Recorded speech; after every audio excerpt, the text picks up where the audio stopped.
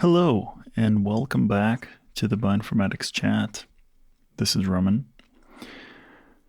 It's been 1.5 years since I released the last episode, and this long break wasn't intentional. I actually recorded 3 episodes in February 2022, but I didn't get to release them because of the large-scale attack on my country by Russia.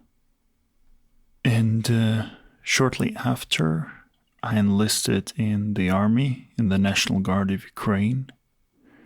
And I definitely couldn't imagine myself doing podcasting, especially about bioinformatics, in the middle of the war. But it's been 1.5 years, and this war could last for another 1.5 or 5 or 10 years. No one knows. And I decided to return to podcasting. I'm fortunate enough to be able to do this. I'm not taking part in the actual fighting. I'm not on the front lines. I'm spending my time in front of the computer doing more of sort of intellectual work. And I really missed this.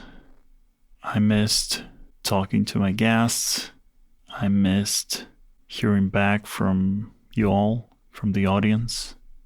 But I also want to use this podcast to talk to you about Ukraine, to talk to you about our war and what we're going through. And I guess the first thing I want to say is thank you. Most of you come from the countries that actively support Ukraine, that help us survive, and without this help we wouldn't probably survive. And I know that it comes at a cost to you, so thank you. And please keep urging your governments and supporting your governments in their support of Ukraine. I also want to make it a tradition on this podcast to commemorate the enormous number of people, both Ukrainians and foreigners, military and civilian, who are no longer with us because of the actions of the Russian Federation and its people. So please join me for this moment of silence.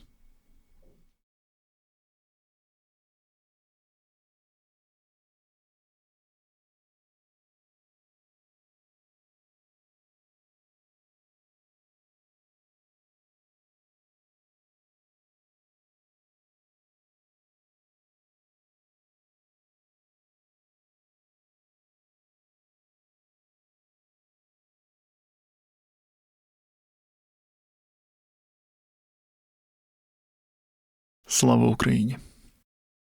And now I present you the conversation that I had with Pedro Beltrao in February 2022.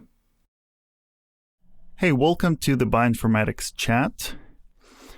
This is the first episode of what I hope will be a series of several episodes where we will be talking about AlphaFold, and not from the developer perspective as we usually do, but actually from the user perspective, from the perspective of biologists who think about what useful conclusions they can draw from AlphaFold. And in case you don't know or don't remember, AlphaFold is this protein folding software that is better than anything we've seen before. And today my guest is Pedro Beltrao, who's an associate professor at ETH Zurich. Pedro, welcome to the podcast. Hi, thank you for having me. Okay, so I think a good point to start would be if you could describe your background as a scientist and how you first learned, how you first found out about AlphaFold. Sure. So I was originally trained as a biochemist for my degree, and then moved into bioinformatics for a PhD while I was at EMBL in Heidelberg. And this is where I, together with Luis Serrano's group, I learned how to do a bit of structural bioinformatics. And I won't sort of describe the rest of the career, but my research group now is interested in understanding how mutations end up causing changes in phenotypes. And so understanding protein structures and how proteins interact physically is a very important point in that. So that allows us to understand how a mutation may change how a protein works, for example. So AlphaFold, I think it was in news. Of course, everybody ended up, many scientists from a wide diversity of fields have seen the news of how exciting those developments were. And so, of course, there was an announcement at FCASP where a lot of people would or seen the progress but hadn't seen the evidence. So you wouldn't be able to use it or even make sure that what they claimed was really there. So then middle of July last year, right? So that was when the papers were published, and they released the structures and the capacity so the code and the capacity to do new predictions. And I think a lot of people, including ourselves, were extremely excited. And a lot of people in the group were extremely excited. And this is where we started doing some work on this. So is that open? I assume it's not open source. So do you have to buy a license or ask for a license, or how does that work? No, they were, I should say, they were, extremely very positively and open about everything. So in fact, the first release, the code is available, and what was there is that you could use it academically quite freely. The weights of the network, so this gets into some details, but initially the weights of the network were not available for commercial applications. But in principle, anything that you'd predict with it would be free for commercial applications. And then more recently, because still companies were quite anxious about that aspect of it, they now also made these weights of networks are also now available for use as commercial entities as well. Mm-hmm. So now you're completely free to use it and reuse it and sort of take the code and do whatever you want with it. So you mentioned the CASP, this sort of protein folding prediction contest. Maybe let's talk a little bit about that. Can you describe how it works? Sure. I never participated in CASP myself, but essentially the general idea is that there will be experimental studies done to find out what the structure of a protein is, and these are given blind to people who develop computational methods to make the predictions. So essentially, the idea is that there's going to be a release of a new experimental data set that has the structures of these proteins. You don't know the solution, obviously, and then periodically there's this competition that people that develop the methods can compete. So they submit a solution based on their predictions, and then you see the result of the competition, essentially. So it's divided off into different difficulty levels and different tasks. But essentially that's how we all got to find out that AlphaFold 2 was extremely good and much better than any previous attempt. Right, and so for a long time, protein folding was one of the central problems that we assumed if we solved that, right? Like, I don't know, maybe all humanity problems would be solved or something. But once now we have the software that performs extremely well, it raises the follow-up questions like, what can we use this for? And that reminds me a bit of the story with the human genome, which also was hyped when the project was on its way. And people thought that once we know the genome, we will be able to do all sorts of cool things with it. And maybe that didn't quite live up to the hype. Is that the same with the protein folding problem? Like now it's here, and people are asking themselves, what can we do with it? Yeah, no, absolutely. And I think the analogy is some people might not like it, the analogy. I kind of like the analogy, and to be, to say that sequencing the genome, the human genome, was not a huge advance would be, I think, wrong. I mean, it may take time. Maybe it takes just longer than you'd expect, but definitely it is an incredible advancement for science. And it powered everything from sort of JWAS analysis to many other studies that are still, they're still not delivering. But that's really the whole concept of how personalized medicine will work in the future. It would all be based off of sequencing the genome. So the question is, now we have this. And of course, there's still debate on whether the protein folding problem has been solved, because to some extent, you can get the structure of a protein, but do you understand how the sequence turned into the structure? So these computational models don't necessarily give you that understanding. So there's still a debate on that. Did we solve that problem? Regardless of that debate, the interesting thing is we can have really high accuracy predictions for protein structures based off of a sequence. There's a lot of caveats, but by and large, we can get these extremely good predictions. And yes, what do we do with this? And to some extent, I think many in the scientific community in general, in a very broad sense, were caught off guard. Right, this is a competition that's been going on for a while, and it's in the background, and it interests to a specific set of people, and you don't expect to have these transformational jumps.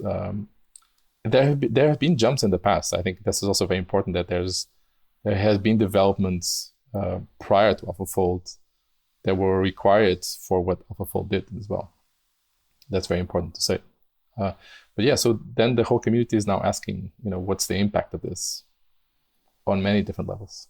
Right. And you were one of the people who asked those questions, and also involved other people who asked those questions. And together you published this preprint, I think, or paper about evaluating AlphaFold and AlphaFold 2 more specifically from a perspective of the user.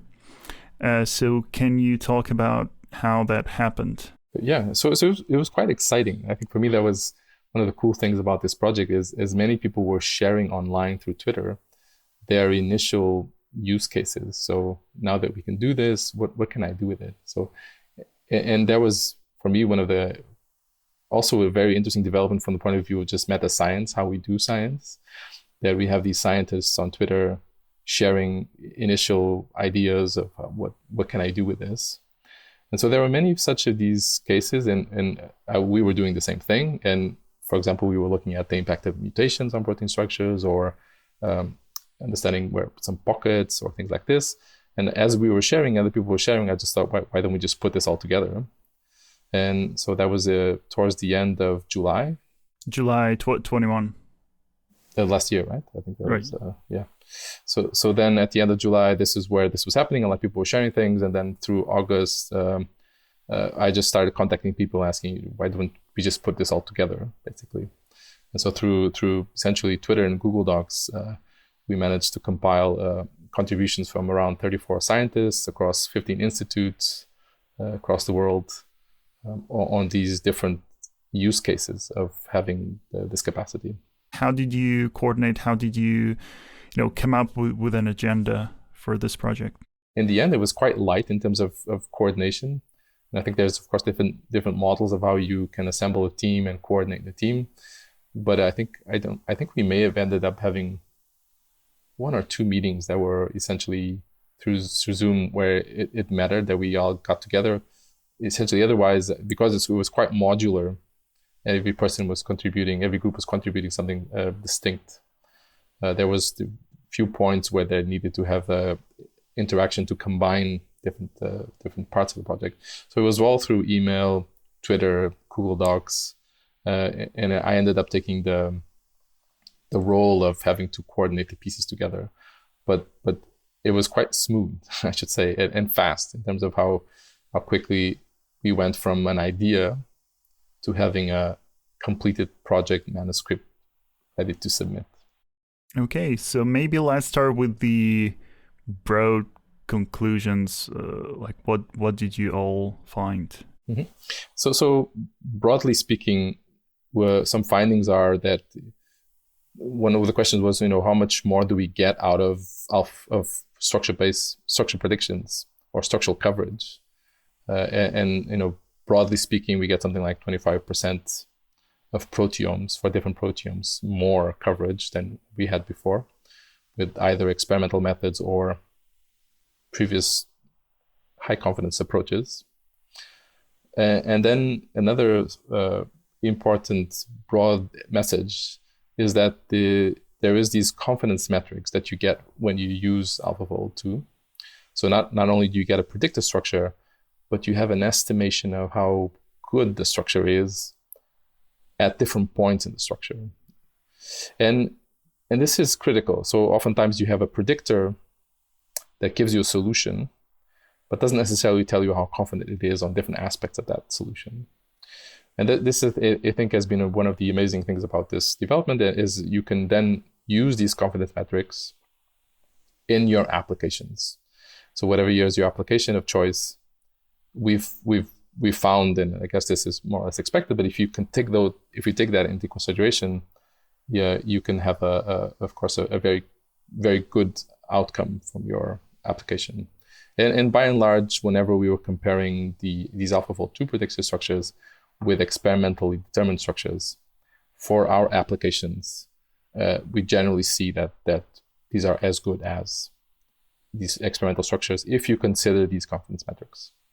When you consider the confidence metrics, do you mean you exclude the predictions with low confidence, or what do you mean exactly? That will depend on the exact application, but yeah. So for example, if one application that we worked on was finding these regions that are pockets or cavities within the structure, and what we found is that you could form what looked like a pocket, but through regions that are very poorly or low confidence predictions. So then you could approach this solution in two ways. Either you first remove these low confidence regions and you try to predict where the cavities are, or you just score the predicted cavities based off of these confidence metrics. So then there'll be other solutions, right? But these are just ideas that we've proposed. And you mentioned something called coverage. Can you explain what that is and how it's calculated, why it's important? Sure. So for each species, let's say the human species, we have, say, very roughly around 20,000 genes. And, there's complications to this, but just say that's around 20,000 types of proteins with 20,000 sequences. And so then we can more or less know from what has been experimentally determined already, how many of these we have an understanding of their three-dimensional shape. And so that we would like to know what's the fraction of the total that we can cover, meaning for which we do have some experimental knowledge, or that we can before AlphaFold 2, we could already make a reasonable prediction, right? So then this is what we can say that, based off of those numbers, the addition of this approach gives us 25% more than we had before. Mm-hmm. So 25% more sequences for which we now have an accurate model of the protein. Yeah, it's more about the total sequences, because you could have in some cases. I should say 25% is of high confidence. There's 50% that we did not have any coverage. But this could also mean that, for one protein X, we had an experimental structure that covered half of it. So it's not just the number of proteins, but the whole coverage of the whole protein sequence space. Okay, interesting. And so for these new proteins that AlphaFold added, they are sort of accurate just by extrapolation. So you see how it performs on the proteins that you already know, and you assume that it knows what it's doing. And yes, right? Absolutely. So we take their estimation of confidence to say that. So for a human in specific, there's about half of it that we already have a very good understanding of the structures, half that we don't. And AlphaFold, of course, makes predictions for everything there. and about half of that, so 25%, there's a high confidence prediction. There's the wrinkle then that what AlphaFold is not very confident about seems to be enriched for parts of proteins that don't seem to have any structure to begin with. So there are parts of proteins that don't fold into a three-dimensional shape, but they are really truly lacking structure. Mm-hmm. So in fact, this lack of confidence in the prediction is enriching for regions in the proteins that don't seem to have a three-dimensional shape. Interesting. And so when you say a 25% increase, do you mean like 25 percentage point or by 25%? And yes, that's not very, I was not very accurate in saying. So of the 100% space, 25% is added. So we go from 50 to 75%. Are those the numbers? 50 to 75? Yes. Okay, interesting. So, but there's a lot of, this is really just approximations, right? So there's, of course, many of the previous predictions and even some of the previous experimental data sets could now be better with the AlphaFold predictions because, some of those will be not very good resolution or the predictions are maybe not particularly good. So these are just rough numbers of saying what's the best case scenario of improvement. And in your investigation, did you limit yourself just to the human proteome, or did you consider any other species as well? No, we looked at all the other species that were included in the first release of the database, the EBI, the European Bioinformatics Institute database, in partnership with DeepMind. For all of those that we also had some previous approach that also cover them with predicted structures in the Swiss model database that has also stores predicted structures using a different method.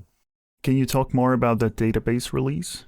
So the European when the AlphaFold 2 paper came out, there was a second paper that was more about just in this case the human genome analysis of the DeepMind structures, but there was at the same time a release, and I should get the numbers right, but something like 11 species, if I remember correctly, where AlphaFold and so DeepMind and EBI released all the predicted structures for all the proteins in those species. That was before you could run AlphaFold yourself, right? It was simultaneously. So when they released the capacity to run it, they also released these pre-computed, and of course they continued to increase the pre-computed structures, and they have the aim of covering essentially, quote unquote, all proteins. So is the point in releasing this database that running AlphaFold is computationally expensive, so it's more efficient to run it once? Absolutely, exactly. So and there are people who simply just don't have won't be easy for them to do that. And so you have pre-computed for full proteomes of some species. Mm-hmm. And in your project, did you just use the database, or did you have an opportunity, an excuse to run AlphaFold yourself? Yeah, so for some cases we did run as well. So for cases, for example, when we were looking at mutational data, so where we know the impact of a mutation, there are some cases where this has been heavily studied for specific proteins for which we didn't have the predicted structure, and then we just ran it ourselves. I should say that it was quite straightforward to get it to work. So I think they've done a great job in share it in such a way that it's easy to set up. And how computationally expensive is it? Can I run it on my laptop? You can. You need a GPU. You could in principle, yes. But there's also these collab notebooks that you can use online. So you can have it from any computer. And now let's talk about the areas that you personally participated in. So my understanding, one of them was pockets. So can you talk more about what pockets are and why we care?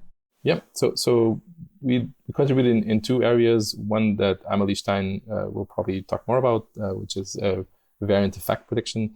And then, as you were saying, we also contributed to this aspect of looking at structures that may have interesting cavities or pockets.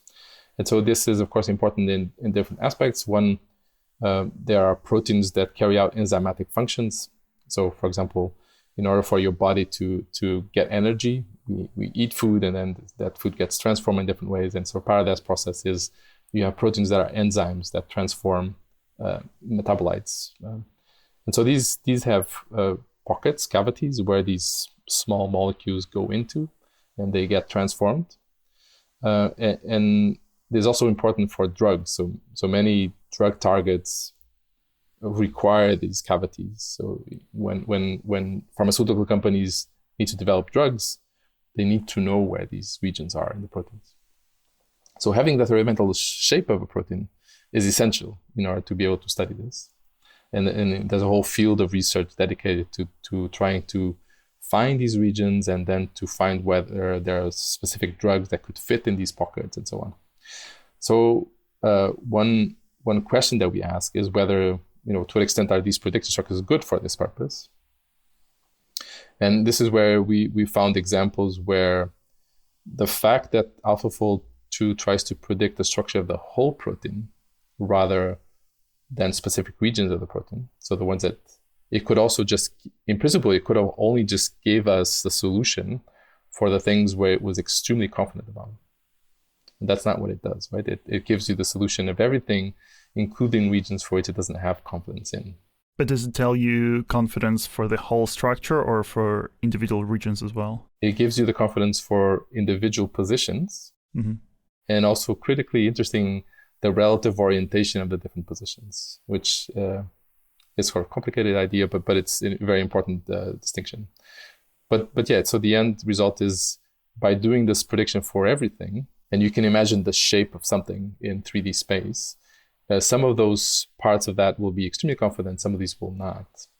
And just by the fact that it's trying to do everything, it will create pockets, cavities, in regions that has very low confidence in. And so we noticed many examples of this, where the fact that you could make predictions for cavities and it will find what looked like a very interesting cavity, but that it was just in a region of the protein for which there was no confidence in. And so that's where we then proposed some ideas. If you think in three-dimensional shape, you can already imagine ideas. So one idea would be that you take away all the regions that have low confidence, and then you predict the pockets. Or you could do the predictions and then come up with some scoring system that says, okay, this pocket is in a region of low confidence, therefore you shouldn't trust it. So this is what we proposed as part of our contribution to this project. So when AlphaFold tells you about a low confidence regions, empirically, did you find that it clusters by sequence or by 3D spatial organization? Is there really such a thing as like a spatial region of low confidence? Yeah, there will be spatial regions of low confidence, absolutely. Mm-hmm. And also this is where it comes this part about the relative orientation. It can even happen that you have two regions that are extremely well predicted, or there's a lot of confidence in those predictions, but they are placed together. And just the fact that they are placed together in three-dimensional space, it creates in the region of interface a pocket, a cavity, when in fact, those two things, there's no confidence in that relative orientation. So there's many layers to it, but I think the main message was that we could show that in fact, if you take into account these confidence metrics, you could remove pockets that were unlikely to be real. So we could compare with previously known pockets. So we can suggest that we have an indication of whether this is working or not. So before AlphaFold, I assume people were also interested in finding pockets. Did that work off the just predicted structures or experimentally known structures, or were there some algorithms that could predict pockets without actually solving the whole protein folding problem? I think really the way it has been done is really based off of some idea what the three-dimensional shape is. And you could use it based off experimental structures. That's of course ideal. And you could then use it based off predictions. But then this is where the limitation was. So that those predictions needed to be really good. And there were approaches to do it before, right? But it's just limited to specific proteins. So, and that's, the simple idea is if there's a another protein with a highly similar sequence. So then if there's a structure for that, you can more or less guess what the structure of your protein would be. And so that was a previous way of generating very accurate models. So this just opens the doors to many other proteins. I think that's the idea. It also, because it can be run off of sequences, even if they don't have, even if they're not similar at all to what you already know about protein structures, this really opens the door to many other species. And so out there, there's a whole set of bacteria that are being sequenced throughout the world, in your gut, inside the oceans. And they carry many interesting enzymes for biotechnology applications. So this is now, I think, going to be a very interesting area of research, where by mining these sequences that are being deposited in these databases from all over different areas of the world, you may find new interesting enzymes that do something that's very sort of practically useful for industry. So to summarize our discussion of pockets, I guess, if the structure is accurate, then you can detect pockets. Did you do that like by hand, just by visually inspecting the proteins, or is there established software that... There is established algorithms, so there's established software. Again, there's a whole area of research dedicated to that. So there are many different algorithms. We don't develop those ourselves, but there are many people who are very good at this. And this was just using those on the predicted structures. Can you give some names, or what are the state-of-the-art pocket prediction algorithms? For example, coming from Vina tools, there's very good pocket predictors there as an example. But again, like, how do you validate a pocket? You still have to either trust that the output of AlphaFold is accurate, right, or compare to some existing experimental structure?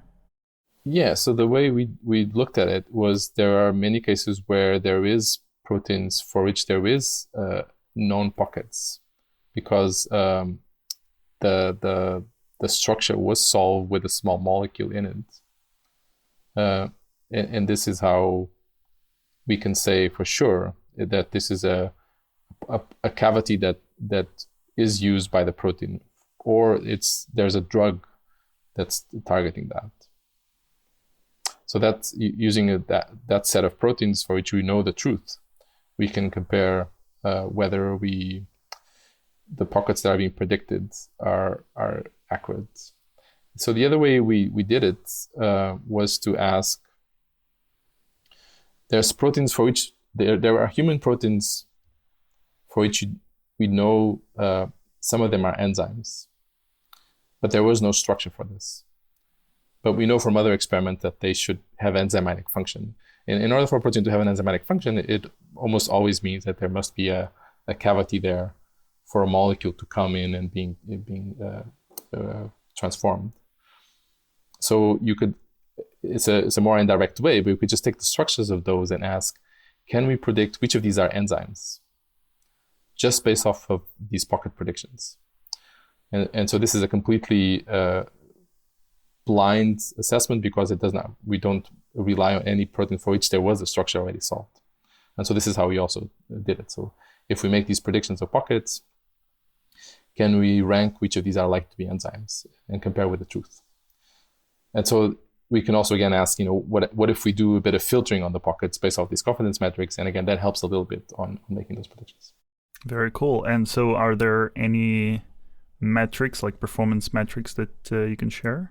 Yeah, so those are on the manuscript. I would have to look at the details of the AUCs, but we got something like a 0.78 AUC for the prediction of whether a protein is an enzyme based off the pockets.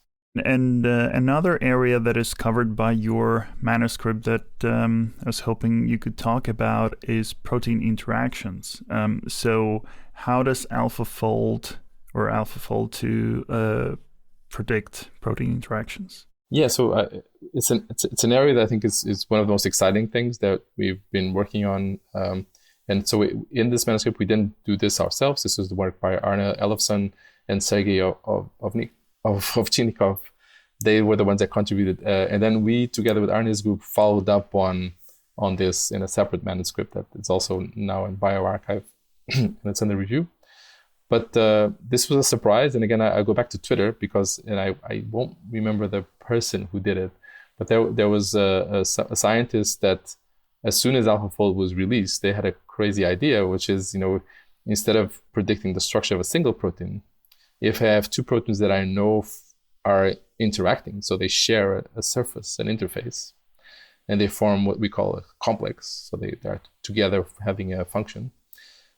Instead of just giving one protein sequence, what if I give the protein sequence maybe some spacer sequence, and I add the other protein sequence next to it, and just ask AlphaFold 2 to make a prediction?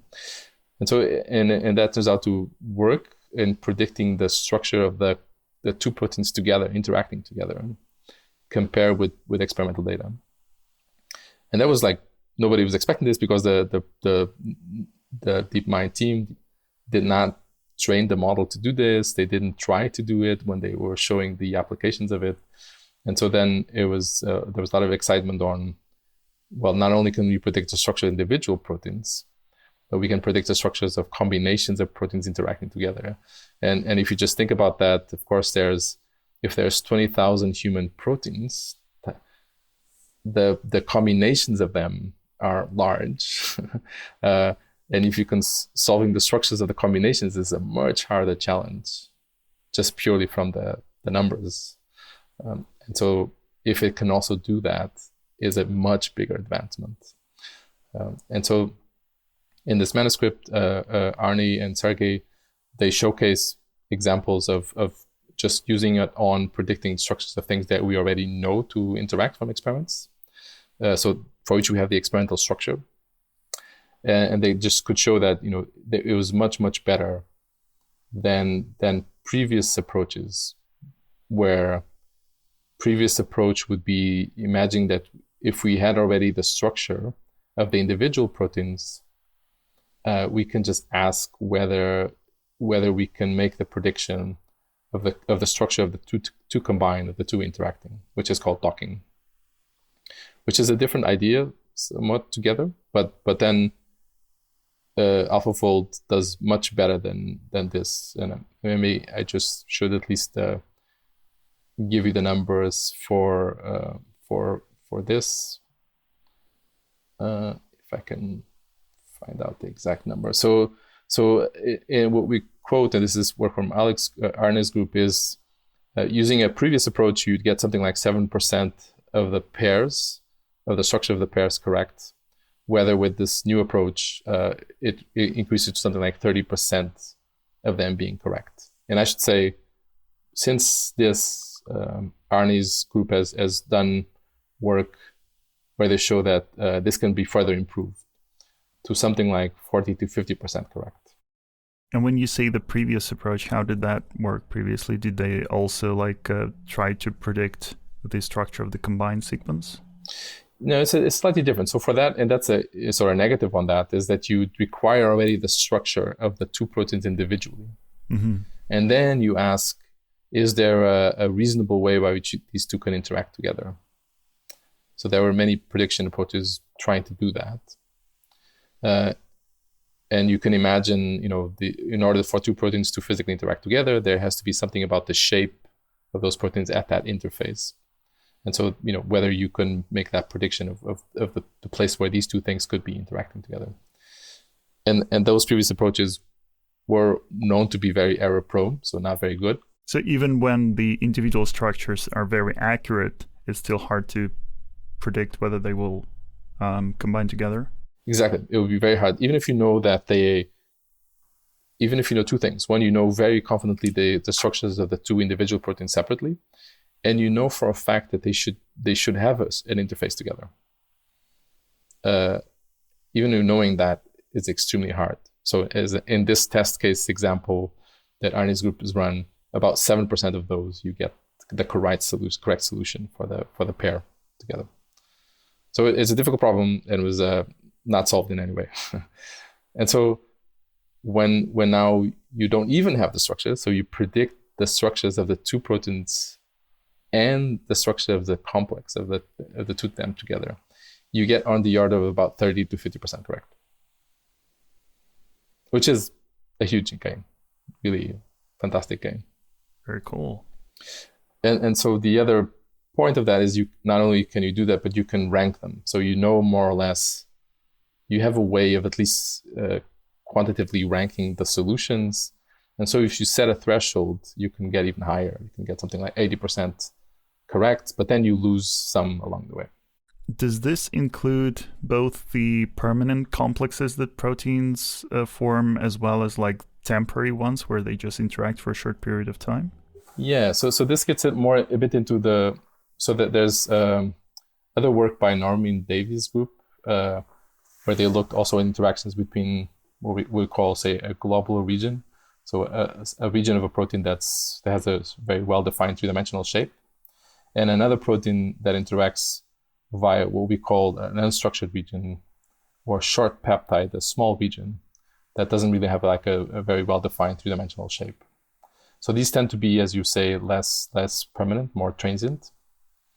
And you know, and there was some efforts to benchmark this in our community study here in this preprint. It wasn't really like a benchmark, so it wasn't done very systematically. It was some example cases that they looked at, and in those example cases, that seemed to be very promising as well. But I should say, I think that these types of interactions, these trade interactions, are of course much harder to model, and even biologically speaking, it's bound to be the case because essentially they are not as strong. So the binding affinity between them is lower than these more permanent complexes. So of course, it also makes sense that they're just harder to predict. And so far, we talked about just pairwise interactions. What about like more complex complexes, which contain more than two proteins? Yeah. So many of these attempts that not us, but many people have been trying with AlphaFold 2 is you can have the predicted structure of two proteins interacting together. But many complexes inside a cell have more subunits, where they have more proteins in them, and that could range from 2 to tens of proteins all together, forming very complicated and large three-dimensional shapes, and so you can imagine them as very machines, microscopic atomic machines, and you need all these proteins together in order to create these functions. And so experimentally, there's been a lot of work in trying to solve the structures of these large machines, and there's been interesting developments in experimental approaches, cryo-EM specifically. But then the question is, can we use AlphaFold 2 not just to predict these pairwise interactions, the structures of these pairwise interactions, but just bigger assemblies? And there is a limitation on the computational side. Essentially, the larger the sequences, which means, of course, if you try to predict the structures of multiple proteins together, you would just require more and more GPU capacity and memory. And this is where it becomes quite tricky potentially to make those predictions directly. And so the other potential venue or direction is, let's just say you predict all possible pairs, and you know that the complex has 10 proteins. You make the prediction for all possible pairs, and then you need to assemble the puzzle. Let's say you just have 3, right? And you predict the possible pairs between those 3, and then there will be common subunits, common proteins, right? So in principle, you could simply overlay the common proteins, and you build a bigger entity, a bigger complex. But some of those solutions will be correct, some of them will be wrong, and you have some confidence metrics that you could probably derive. So it's a bit like a puzzle. And in principle, there is definitely an area of sort of direction of research into it. So how do you take all those predictions and then assemble the puzzle and come up with a score that says what's a viable solution? So there's going to be multiple solutions to that puzzle. But then you just have to ask, which of these is the most interesting solution. And even ignoring the computational complexity, if we were to predict, many subunits as a single, put them into a single sequence, there's also this issue of the order, right? Because there's more than one way to glue them together. Would that matter? Yeah, no, exactly. Essentially, that's the challenge. Yeah, so it's not so much the order. So I think we actually tried that. I think we had, I don't have good numbers for this, but we did try asking whether the order mattered. If you asked A and B or B and A, does that matter? And I think that doesn't matter. But it's more the fact that if you have four proteins, then there's multiple different ways by which they could, of course, be arranged together in 3D space. And the predictions will not always be congruent. So the ideal scenario is you predict all possible pairs, and as you try to overlay them together, superimpose them together, there is no mismatch. And then all solutions of the pairs agree together. And then you're kind of more or less sure that you probably have the right thing. But we've tried this. So we've tried this with some examples, and it's not the case. So oftentimes you have solutions on the pairs that are not congruent, so that they don't agree with each other. And this is where you have to have a different way of doing it. So interestingly, we have one example. I don't remember off the top of my head. I think it's something like 5 proteins. And it forms a particular shape, but it can be more or less open, that shape. So you imagine a bit like a horseshoe with 5 proteins along that horseshoe, and then it could be more or less open. And experimentally, that's true. So experimentally, there are structures solved where it's a bit more open, it's a bit more closed. And when we try to overlay our pairs of prediction, you can come up with a solution that's a bit more open, it's a bit more closed. So it's interesting that you could, in principle, also maybe have some indication of these confirmation of variability, this flexibility. In that example, that's an interesting example, right, of a horseshoe, because if you were to predict those from a single glued sequence, if you put them in a different order than they occur in this horseshoe, you wouldn't get the right result, right? No, it doesn't matter. So in fact, when we say in the software, they more or less come in together in a specific order, but then AlphaFold ignores chunks of protein if they are separated enough. So meaning that the ordering by which you put it in the sequence in principle does not affect in any way how they're placed in 3-dimensional shape. And again, I think the solving of an individual protein is a difficult thing. The solving of these complexes is again even a much harder challenge potentially, and it takes years of work often to do this. And the fact that you could, in principle, potentially for at least some of these, you could get a solution with a few hours on a machine. It's really just a completely crazy revolutionary step. Do you have any speculations on what the further downstream impact could be? So we're talking about, applied problems, but still very scientific and very, maybe theoretical. But how far are we, do you think, from maybe some medical applications? How important is this for pharma? So I don't work in pharma and never have, but so the two immediately things that come to mind immediately, and we've looked into it, is disease-causing mutations and drug pockets. So pockets where you can design a drug for. So these are two areas that are immediately you get something that's very practical. So there are many cases where, and we show some examples of this, where you, by having the structure, you gain a better understanding how a mutation causes a disease.